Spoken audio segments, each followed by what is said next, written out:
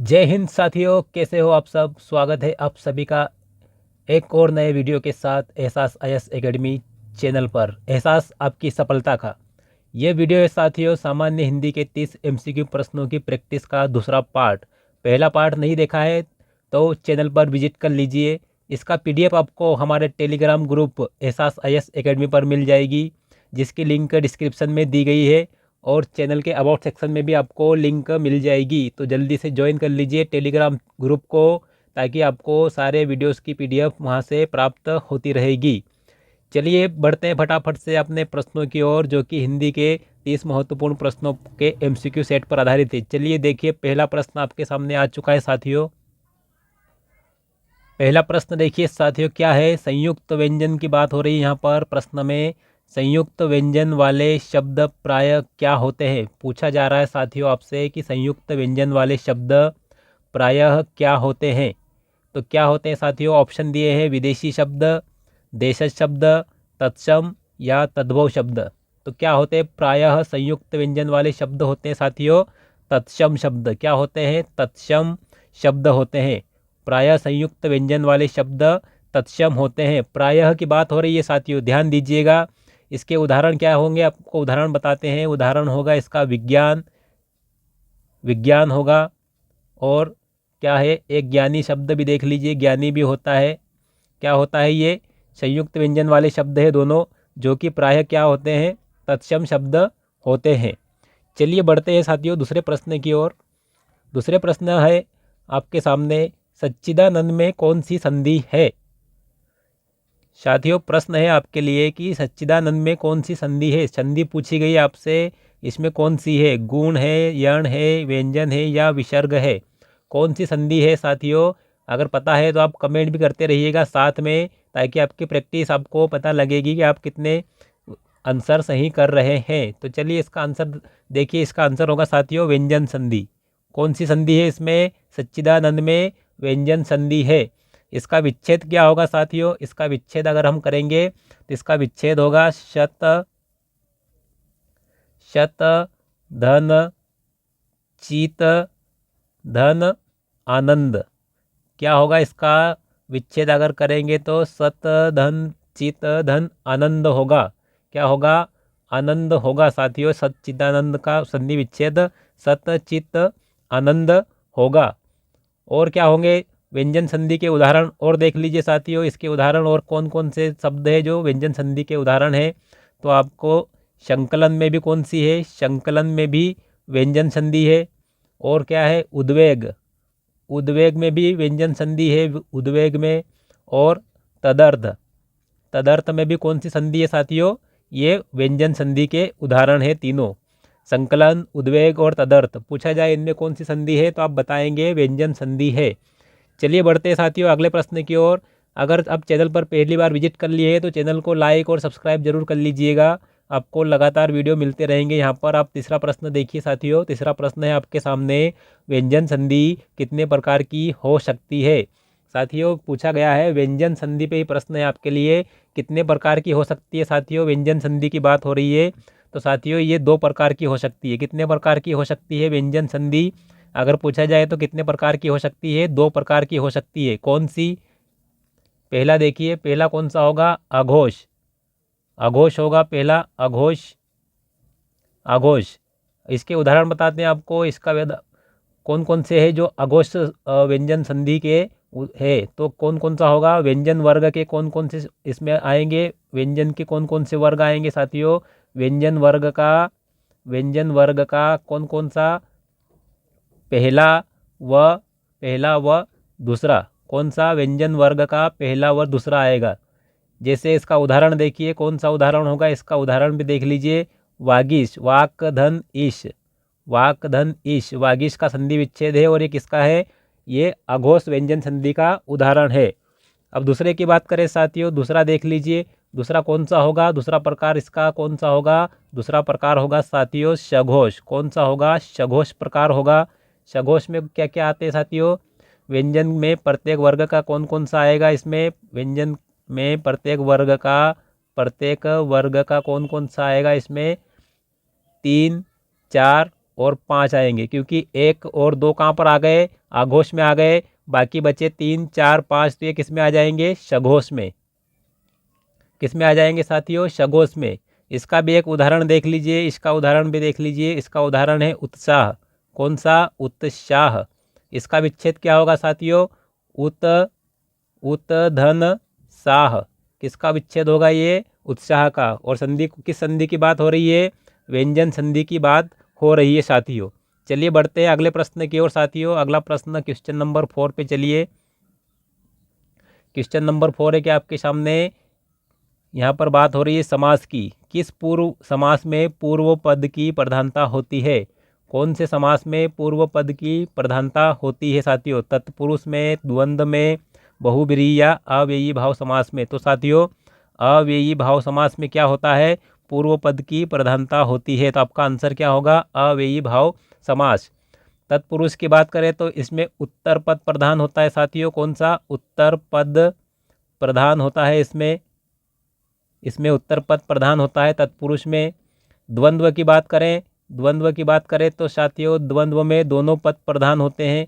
क्या होते हैं, दोनों पद प्रधान होते हैं किसमें, द्वंद्व समास में। और बहुब्रीहि की बात करें साथियों, बहुब्रीहि में दोनों पद अप्रधान होते हैं। दोनों पद अप्रधान होते हैं। इसमें कोई तीसरा ही अर्थ मिलता है। जैसे लंबोदर, लंबा है उदर जिसका है, जैसे शब्द जो होते हैं तो वो क्या है, बहुब्रीहि समास है, क्योंकि इसमें दोनों पद अप्रधान होते हैं और हमें क्या होता प्राप्त होता है, तीसरा ही अर्थ प्राप्त होता है। चलिए साथियों इतना समझ में आ गया हो अब आप लोगों को। तो देखिए क्वेश्चन नंबर 5 पे चलते हैं साथियों। क्वेश्चन नंबर 5 में क्या है, उपदेव में तत्पुरुष समास का कौन सा भेद है।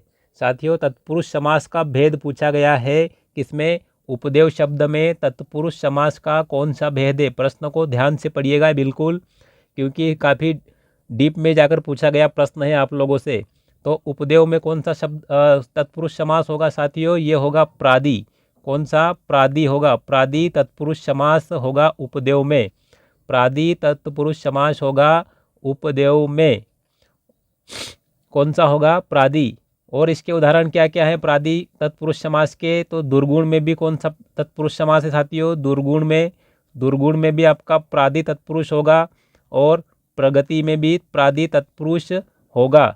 और बात करें साथियों आप उलूक का देख लीजिए, अलुक का देख लीजिए। अलुक के उदाहरण क्या होंगे, ये भी तत्पुरुष समास का भेद है। इसका आपको बताते हैं, इसके उदाहरण कौन कौन से शब्द हैं जो अलुक शब्द में आते हैं, अलुक तत्पुरुष समास में। तो साथियों निशिचर आएगा, निशिचर के अलावा एक आपको युधिष्ठिर में भी कौन सा है अगर पूछा जाए तो युधिष्ठिर में भी कौन सा है, अलुक तत्पुरुष समास है।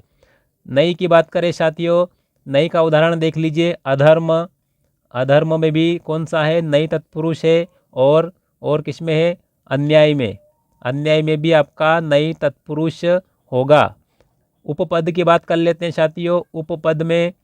उपपद भी तत्पुरुष समास का भी भेद है। तो उपपद में क्या होगा, भास्कर आपका उदाहरण होगा एक, भास्कर भी उपपद तत्पुरुष समास का उदाहरण है, ध्यान रखिए। और सुखद भी उपपद तत्पुरुष का समास है। चलिए आगे देखते हैं साथियों क्वेश्चन नंबर 6 का। ध्यान रखिए काफ़ी डीप में लेंदी टाइप का प्रश्न था आपके लिए। अब जुगुप्सा किस रस का स्थायी भाव है साथियों, रस से संबंधित प्रश्न है, पूछा गया है जुगुप्सा किस रस का स्थायी भाव है। तो साथियों किसका स्थायी भाव है साथियों, ये विभत्स रस का स्थायी भाव है। किसका है, विभत्स रस का स्थायी भाव है। और आपको बता दें इनके बाकी जो रस आपके सामने है, भयानक का क्या होता है साथियों, भय होता है, भयानक का भय होता है। और रौद्र का क्या होगा साथियों, क्रोध होगा, रौद्र का क्रोध, स्थायी भाव की बात हो रही है। और अद्भुत रस का क्या होगा साथियों, अद्भुत का क्या होगा, विस्मय। क्या होगा, विस्मय होगा अद्भुत का, क्या होगा, विस्मय। विभत्स रस का क्या होता है, जुगुप्सा, अद्भुत का विस्मय, भयानक का भय और रौद्र का क्रोध होता है साथियों। ध्यान रखिएगा रस के स्थायी भाव आपको बताए हैं।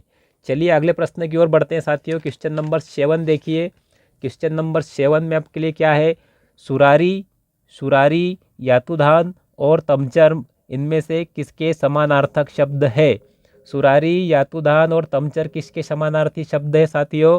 तो ये होंगे आपके असुर के। किसके हैं? असुर के समानार्थी शब्द है या पर्यायवाची शब्द कह सकते हैं आप। असुर के हैं कौन कौन से? सुरारी, यातुधान और तमचर। और बात करें साथियों कुबेर के क्या क्या होते हैं? कुबेर के समानार्थी शब्द देख लीजिए, आपको बताते हैं। अलकाधिव होता है एक, अलकाधिव, अलकाधिव क्या होता है? अलकाधिव।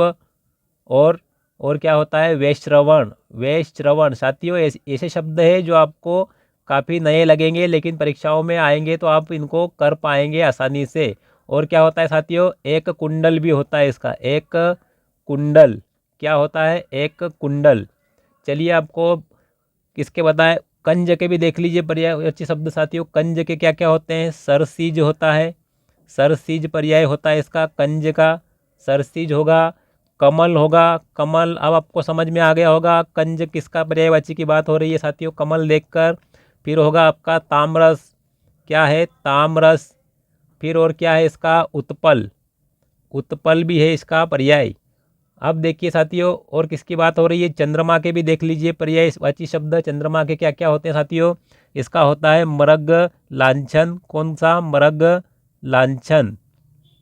किसका पर्याय है ये? चंद्रमा का। और तारापति भी होता है, तारापति किसका पर्याय? चंद्रमा का। और निशापति भी होता है, निशा, निशापति ये भी किसका है साथियों? चंद्रमा का।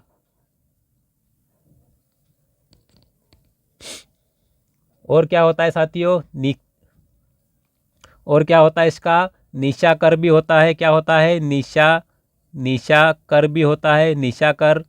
और क्या होता है साथियों? मृगांक। क्या होता है? मृगांक। क्या होता है? मृगांक। तो चंद्रमा के क्या क्या हो गए? मृग लांछन हो गया, तारापति हो गया, निशापति, निशाकर और मृगांक। कुबेर की बात करें तो अलकाधिप, वैश्रवण और एक कुंडल। कंज की बात करें तो ये कमल का पर्याय है, सरसीज है, ताम्रस है और उत्पल है। ये पर्यायवाची होंगे कंज के।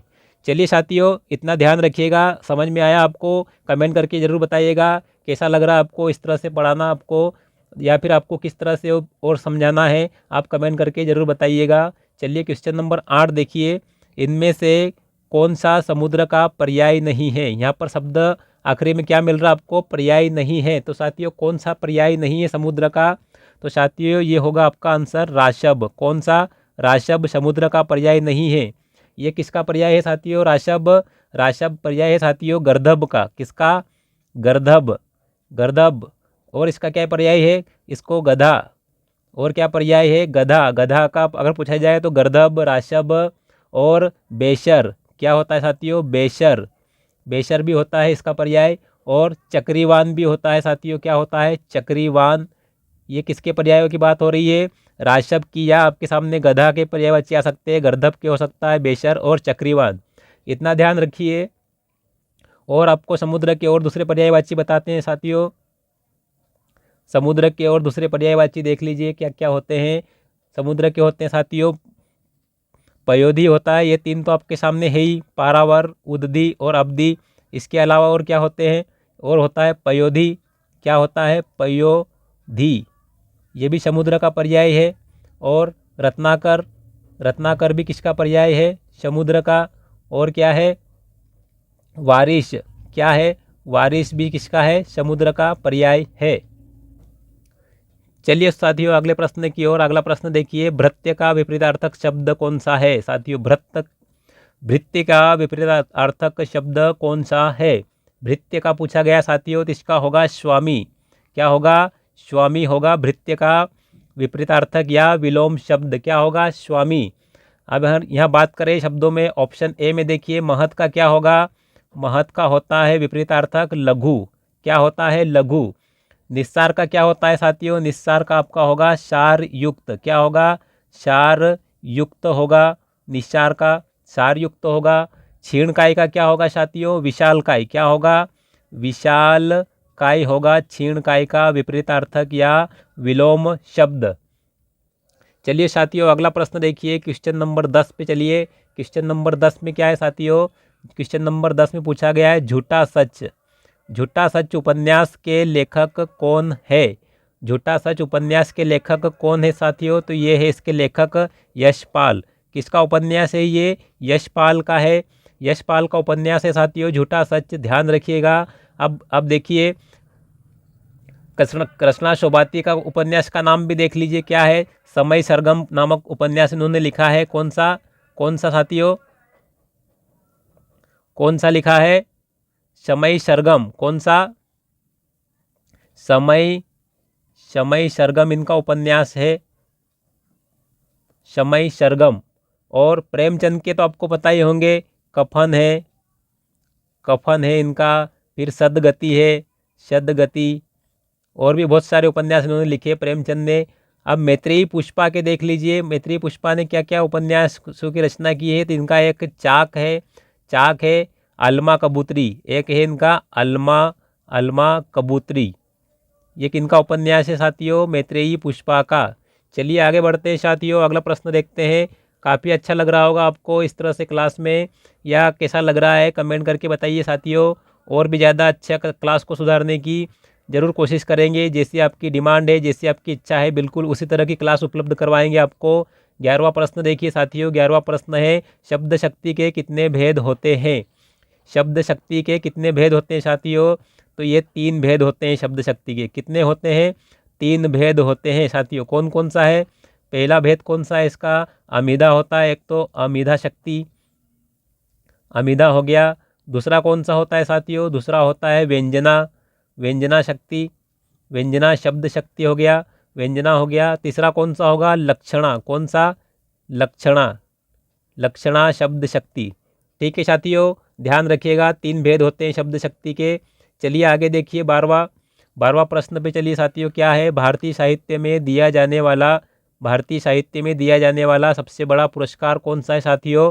तो ज्ञानपीठ पुरस्कार है। कौन सा है? ज्ञानपीठ पुरस्कार सबसे बड़ा पुरस्कार है। कौन सा? ज्ञानपीठ पुरस्कार। और साहित्य अकादमी पुरस्कार की शुरुआत कब हुई थी साथियों? 1954 में हुई थी, 1954 में हुई थी, ध्यान रखिएगा।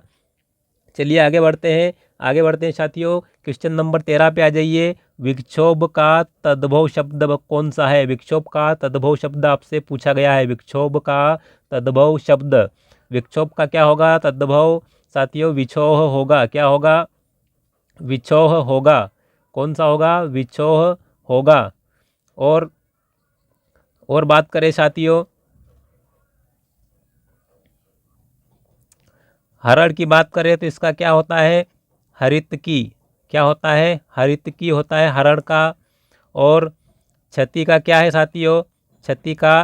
छती होता है, पर यहाँ पर छतरी का है, यहाँ पर क्षत्रिय का है, इसका ध्यान रखिएगा। और लिख का क्या होता है साथियों? लिखछा होता है। क्या होता है? लिखछा। ये आपके कौन से शब्द है साथियों? तीनों ये तत्सम है। कौन से है? तत्सम, ध्यान रखिएगा। चलिए आगे देखते हैं। उत्कर्ष शब्द का विलोम पूछा गया है साथियों। उत्कर्ष का विलोम क्या होता है? उत्कर्ष का विलोम क्या होता है साथियों? उत्कर्ष का विलोम अपकर्ष होता है। क्या होता है? अपकर्ष। क्या विलोम होगा उत्कर्ष का? अपकर्ष होगा। विकर्षक का विलोम क्या होगा साथियों? विकर्षक का आकर्षक होगा। क्या होगा? आकर्षक। विकर्षक का आकर्षक होगा विलोम, आकर्षक होगा। तिरोभूत का क्या होगा साथियों? आविर्भूत होगा। क्या होगा? आविर्भूत। इनके विलोम देख लीजिएगा, जो भी ऑप्शन में है आविर्भूत होगा किसका? तिरोभूत का। और सुसंग का विलोम क्या होगा? कुसंग होगा साथियों, ध्यान रखिएगा, बिल्कुल इसको ध्यान रखिएगा। सुसंग का कुसंग होगा। बिल्कुल इंपॉर्टेंट शब्द आपके सामने रखे गए हैं ऑप्शन में, जो कि एग्जाम्स में पूछने की काफ़ी संभावना रहती है। आगे देखिए साथियों, निम्नलिखित में से कौन सा तद्भव शब्द है? तद्भव शब्द कौन सा है साथियों? मछली है, क्योंकि ये तत्सम शब्द नहीं है, क्योंकि मत्स्य होना चाहिए था, यहाँ पर मत्स्य होना चाहिए था तो होता तत्सम शब्द, क्योंकि यहाँ पर मछली है तो ये कौन सा है? तद्भव है। आगे देखिए साथियों, इसमें अग्नि, मस्तक और ये गुंजा, ये क्या है साथियों? अग्नि, मस्तक और गुंजा क्या है? ये तत्सम शब्द है। कौन से है? तत्सम है ये लोग तीनों शब्द। गुंजा की बात करें साथियों तो इसका क्या होता है तद्भव? इसका देख लीजिए, एक घूंघची होता है। क्या होता है? घूंघची होता है। गुंजा का क्या तद्भव। चलिए आगे देखते हैं साथियों, इनमें से कौन सा नासिक्य व्यंजन नहीं है साथियों, नासिक्य व्यंजन नहीं है। अगला प्रश्न आपके सामने व्यंजन से आ गया है साथियों, कौन सा नासिक्य व्यंजन नहीं है। तो साथियों ल इसमें नासिक्य व्यंजन नहीं है, क्योंकि ये कौन सा है, पार्श्विक व्यंजन है। कौन सा, पार्श्विक व्यंजन का उदाहरण है ये। कौन सा व्यंजन, पार्श्विक व्यंजन है। और आपका ये कौन से है, ण, न और म कौन से है, ये नासिक के व्यंजन है, लेकिन ल पार्श्विक व्यंजन के उदाहरण है। कौन सा व्यंजन साथियों, पार्श्विक व्यंजन के उदाहरण है। चलिए अगला प्रश्न देखिए साथियों, फिर व्यंजनों से, दो व्यंजनों से मिलकर बने व्यंजन को क्या कहते हैं साथियों। दो व्यंजनों से मिलकर बने व्यंजन को क्या कहते हैं। तो साथियों क्या कहते हैं इसको, संयुक्त व्यंजन कहते हैं। क्या कहते हैं, संयुक्त व्यंजन, संयुक्त व्यंजन कहा जाता है। स्पर्शी व्यंजन किसे कहते हैं, जिसमें वायु मुख के किसी विशेष स्थान पर घर्षण से प्राप्त ऊष्मा के द्वारा उत्पन्न होती है, तो उसे क्या कहते हैं, स्पर्श व्यंजन। और स्पर्श व्यंजन के उदाहरण, सॉरी साथियों, स्पर्श व्यंजन डेफिनेशन थोड़ी करेक्ट कर लीजिए। जिन वर्णों का उच्चारण मुख के किसी विशेष स्थान से होता है, मुख के विशेष स्थान से होता है, स्पर्शी व्यंजन की बात कर रहे हैं अपन, स्पर्शी व्यंजन की बात कर रहे हैं, मुख के विशेष स्थान से उच्चारण होता है, उन्हें क्या कहते हैं, स्पर्शी व्यंजन कहते हैं। अंतस्थ व्यंजन किसे कहते हैं साथियों, उच्चारण इसमें कैसा होता है, स्वर व व्यंजनों के लिए ऊष्म व्यंजन देखिए साथियों, ऊष्म व्यंजन में क्या होता है, उच्चारण में वायु मुख के किसी विशेष स्थान से घर्षण से प्राप्त, विशेष स्थान से घर्षण से प्राप्त ऊष्मा से उत्पन्न होती है। और इनके प्रकार कितने साथियों, ये 4 प्रकार के हैं आपके ऊष्म व्यंजन। और स्पर्शी व्यंजन शायद साथियों कितने प्रकार के आपके, स्पर्श व्यंजन 25, इनके प्रकार 25 है। और अंतस्थ व्यंजन आपके कितने हैं, 4 है। चलिए साथियों बढ़ते हैं अगले प्रश्न की ओर। विकास के अनुसार शब्द के कितने भेद होते हैं। किसके अनुसार साथियों, विकास के अनुसार शब्द के कितने भेद होते हैं। विकास के अनुसार पूछा गया साथियों, तो ये होते हैं 4 भेद। कितने होते हैं साथियों, 4 भेद। कौन कौन से होते हैं, कौन कौन से होते हैं साथियों, तत्सम होता है, और तद्भव होता है, तद्भव हो गया आपका। और क्या होता है साथियों, देशज होता है, देशज। और क्या होता है एक चौथा, आगत, आगत, या इसको क्या कहते हैं साथियों, विदेशी, विदेशी भी कहते हैं इसको। ये 4 प्रकार होते हैं किसके, विकास के अनुसार शब्द के। चलिए साथियों अगले प्रश्न की ओर, क्वेश्चन नंबर 19 पे चलिए। इनमें से कौन सा अनुवृत्ति चिन्ह का संकेत है। क्या पूछा गया है, अनुवृत्ति चिन्ह का संकेत कौन सा है साथियों, इसमें से किसका यूज़ करते हैं अनुवृत्ति के लिए। अनुवृत्ति चिन्ह कौन सा है आपको बताना है साथियों, तो कौन सा होगा, ऑप्शन सी होगा आपका। कुछ इस टाइप से होता है, इस टाइप से होता है आपका अनुवृत्ति चिन्ह। और बात करें तो ये कौन सा है साथियों, ये विकल्प का है, ये विकल्प चिन्ह है, विकल्प चिन्ह है ये। और ये अगर बात करें तो ये कौन सा है साथियों, रेखांकन चिन्ह है। कौन सा, रेखांकन। और इसकी बात करें तो साथियों ये क्या है, इसको काक पद भी कहते हैं। क्या कहते हैं, काक पद, काक पद चिन्ह भी कहते हैं। चलिए आगे बढ़ते हैं साथियों। आगे देखिए, इनमें से कौन सा एक स्त्रीलिंग का शब्द है, स्त्रीलिंग शब्द है, इनमें से पहचानना है आपको कौन सा स्त्रीलिंग शब्द है।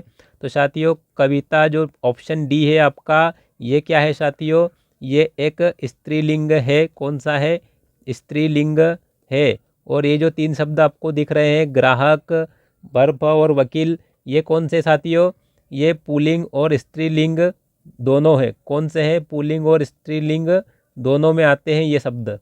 चलिए आगे बढ़ते हैं साथियों। अगला प्रश्न देखिए, क्वेश्चन नंबर 21। अव्ययी भाव समास का उदाहरण है। अव्ययी भाव समास का उदाहरण कौन सा है साथियों, नित्य प्रति। कौन सा, नित्य प्रति किसका उदाहरण है, अव्ययी भाव समास का उदाहरण है।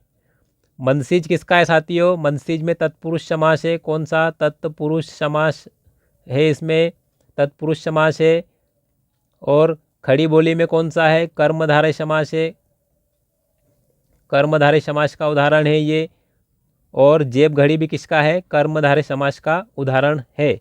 चलिए क्वेश्चन नंबर 22 की ओर बढ़िए साथियों, फटाफट से। क्वेश्चन नंबर 22, इनमें से कौन सा समाहार द्विगु समास का उदाहरण है साथियों? डीपली पूछा गया प्रश्न है, डीपली क्वेश्चन है।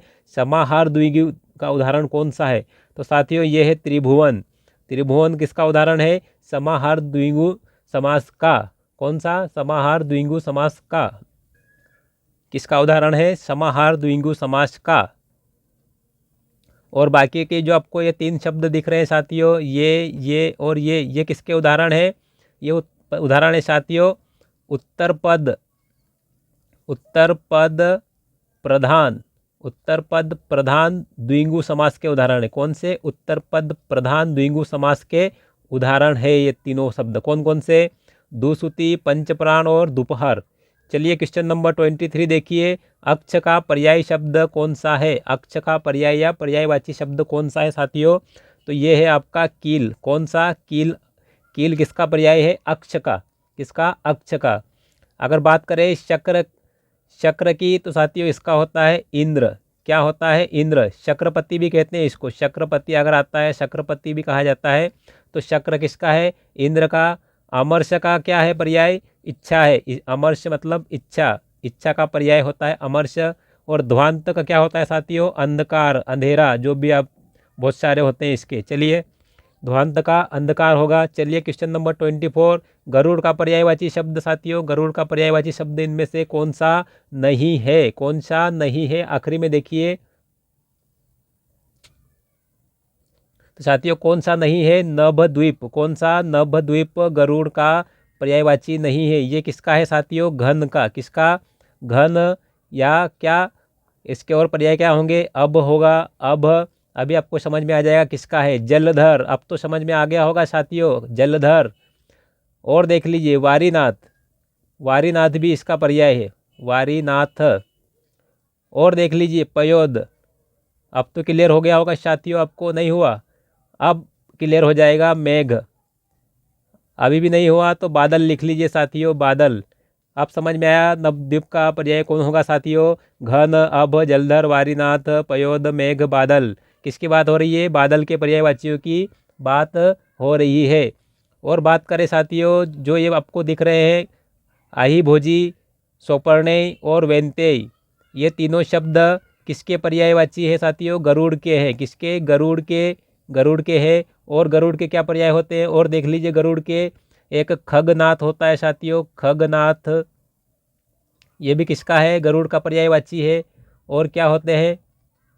हरियान, हरियान भी होता है गरुड़ का पर्यायवाची साथियों, हरियान होता है। और भुजंगारी क्या होता है? भुजंगारी, क्योंकि ये भुजंग को, जैसे श्री राम को जब उसमें नागपाश से बांध दिया गया था तो गरुड़ ने उन्हें उससे निकाला था बाहर। तो भुजंगारी मतलब भुजंग का नाश करने वाला होता है। चलिए आगे देखिए सर्प का। चलिए आगे देखिए आवरण का विलोम क्या होगा साथियों? आवरण का विलोम, आवरण का विलोम क्या होगा साथियों? निरावरण। क्या होगा? निरावरण होगा।